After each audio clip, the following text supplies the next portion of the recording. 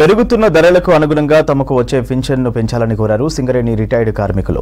25 ఏళ్లు గడిచినా PF trust board pension పెంచడం లేదంటూ పెద్దపల్లి ఎంపీ గడ్డం వంశీకృష్ణకు విన్నవించుకున్నారు పెన్షనర్లు. పార్లమెంటు సమావేశాలలో చర్చించి తమ పెన్షన్ పెరుగుదలకు కృషి చేయాలని ఎంపీని కోరారు.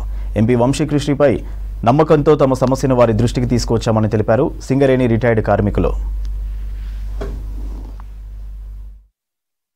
24 సంవత్సరాల నుంచి సింగరేణి రిటైర్డ్ కార్మికుల పెన్షన్ ఇంతవరకు ఒక్క రూపాయి కూడా పెరగలేదు. నిత్యావసర వస్తువులు మాత్రం ఆకాశాన్ని అంటుతున్నాయి. 250, 350 పెన్షన్ తోని చాలని జీవనం గడుపుతున్నటువంటి రిటైర్డ్ కార్మికులకు ఇటు కేంద్ర రాష్ట్ర ప్రభుత్వాలు పట్టించుకోవడం లేదు, అదే విధంగా జాతీయ సంఘాలు పట్టించుకోవడం లేదు.